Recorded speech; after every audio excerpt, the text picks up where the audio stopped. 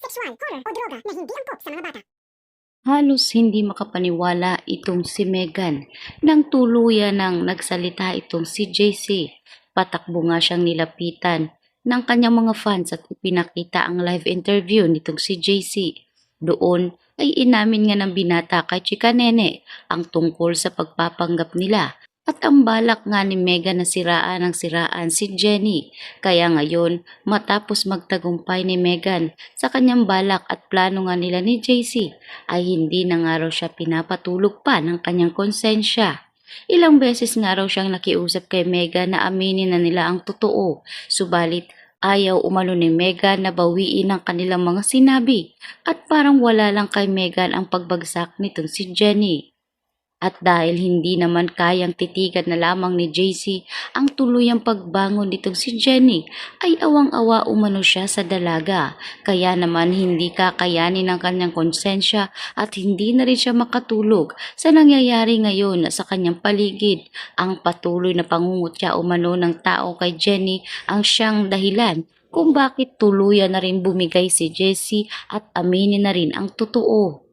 Ikinagulat ng tao ang nagulat na paglalantad ni JC at ang pag-amin niya sa harap mismo ng kamera. Sa pagkakataong ito, marami ang nakarinig, hindi lang ang mga staff nitong si Chika Nene, kundi ang buong mundo na naniniwala nga noon kay Jenny. Lubos ang galit ngayon dito kay Megan dahil sa patuloy umano nitong pagbabagsak dito kay Jenny Sikat na kung saan naturingan pa naman umano na magkapatid ang dalawa, ngunit itong si Megan ay talagang hindi titigil hanggat hindi nga babagsak si Jenny. Sa kabilang banda, patuloy pa rin ang pag-angat nitong si Jenny. Patuloy pa rin ang kanyang pagsusumikap para hindi nga tuluyang bumagsak at makabalik na sa kanyang karir. Ngunit sa di inaasahan ay dito na lamang napaiyak itong si Jenny sa sobrang sama ng loob at tila nawawala na rin siya ng tiwala sa kanyang sarili. Nakita siya ni Miss Vanna kaya nilapitan siya nito. Tinanong ni Miss Vanna kung ano nga ba ang dahilan ng kanyang pagluha. Kaya naman sinabi na ni Jenny ang dahilan at dito nga siya nanghihinayang sa mga bagay na meron siya noon. Ngayon ay nangangapa umano siya at para bang basura na siyang itinatapo ng tao. Lahat ng nagtitiwala umano sa kanya ay bigla na lamang umanong nawala. Ngunit anya pa ni Miss Vanna na hindi pa ito ang katapusan ng lahat. Sa ngayon ay kinakailangan umano muna ni Jenny magsumikap at pagtibayin ng sarili dahil hanggat may pag-asa at may naniniwala sa kanya, tuloy lang.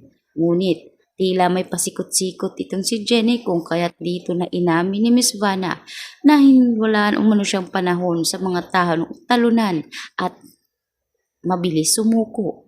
Kaya naman ano pa ang rason ni Jenny kung tuluyan na rin siyang susuko. Ngunit anya pa nitong si Miss Vanna na kung siya mismo ay hindi sinusukuan si Jenny, sana ganon din si Jenny kay Miss Vanna.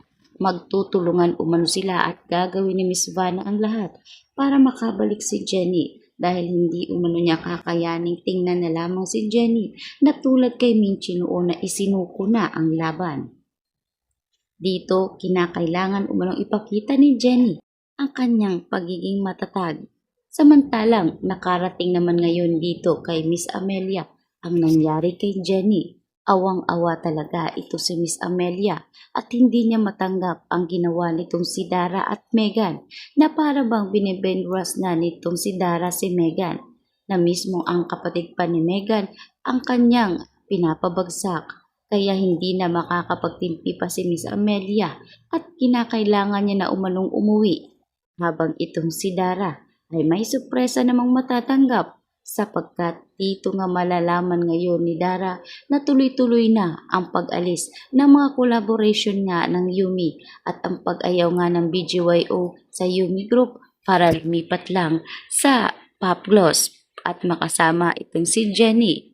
Kaya naman nagdadabog sa galit itong si Dara at pununtahan niya itong si Miss Monica. Sinabi ni Dara kay Miss Monica na hindi maaaring mawalan sila ng collaboration at ang mga taong naniniwala sa kanila dahil sa mata ng lahat ay may kasalanan si Jenny at anak si Jenny sa labas. Kaya hindi umano makakapayag si Dara na mapunta na lang lahat kay Jenny kahit wala na siya sa grupo. Kaya gumawa umano ng paraan si Miss Monica.